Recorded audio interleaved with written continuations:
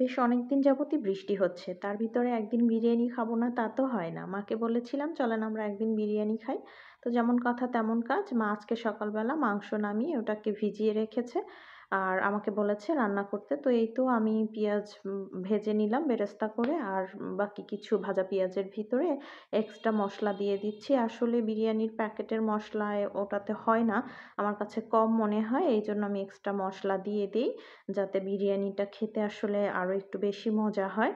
তো আমি আসলে সবসময়ই কি করি, এই যে রাঁধুনির রেডিমিক্স যে বিরিয়ানি মসলাটা আছে, আমি এই মসলাটা ইউজ করি। এটার ঘ্রাণটা আমার কাছে অনেক বেশি ভালো লাগে। তো যাই হোক, এই তো আমি মসলা কষিয়ে এর ভিতরে মাংস দিয়ে কষিয়ে নেব। আসলে আমার কাছে না বিরিয়ানিটা খেতে আমার অনেক বেশি মজা লাগে। আর একটু ঝাল, ঝাল হলে বেশি ভালো লাগে আমার কাছে। তাই আমি এক্সট্রা একটু মরিচ দিয়ে দিচ্ছি। আর পরে কাঁচামরিচও কিছু ইউজ করব।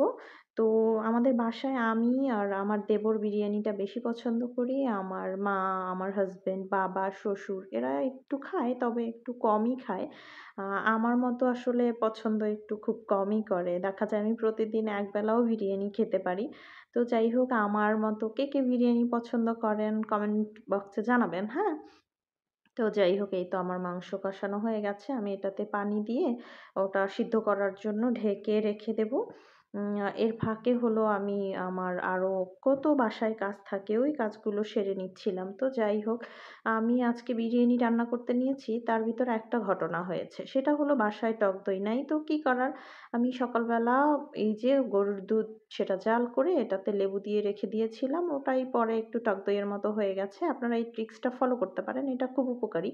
আর এটা আমার কাছে মনে হয় না স্বাদ কোনো অংশে কমতি হয়। বেশ মজাই লাগে।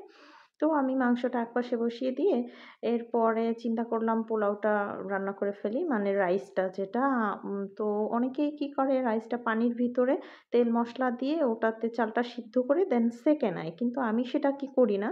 আমি কি করি রাইসটাকে নরমাল বাসায় যেরকম পোলাও রান্না করা হয়, আমি ঠিক ওরকম করেই রান্না করি। পানিটা একটু কম দেই।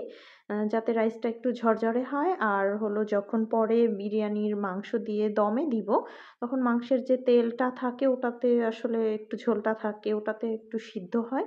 তো এইজন্য একটু কম পানি দিয়ে এই যে দেখেন কেমন ঝরঝরে হয়েছে। তো এরপরে আমি দমে দিয়ে দেই সবকিছু দিয়ে। এভাবেই বিরিয়ানিটা আমার মনে হয় বেশি মজা হয়। আর ভাজা পেঁয়াজের যে বেরেস্তাটা ওটা আমি একটু বেশি পরিমাণে দেই। দিলে না ওই যে পেঁয়াজ ভাজার যে একটা স্মেলটা আসে, ওটা বিরিয়ানির স্বাদটাকে আরো বেশি বাড়িয়ে দেয়। তো আমি আলু বোখারা দেন হলো আপনার ভাজা পেঁয়াজের বেরেস্তা, একটু ঘি, তারপরে আপনার আরো এক্সট্রা যার যেরকম ইচ্ছে কেউ আলু ভাজা দিয়ে দেয়। তো আমি আলুটা খুব বেশি একটা পছন্দ করি না, এইজন্য দেই না। এই যে আমার বিরিয়ানি রান্না করা শেষ। দেখেন কত লোভনীয় হয়েছে দেখতে। জাস্ট দেখলেই মুখে পানি এসে যাচ্ছে এরকম কিছু। তো আমি আমার বিরিয়ানির প্লেটে এই যে সাজিয়ে নিচ্ছি। এগুলো ছাড়া তো আসলে বিরিয়ানি খাওয়া একদমই মজা লাগে না। তো যাই হোক, আমি খেয়ে নিচ্ছি। আপনাদের সবার দাওয়াত রইলো।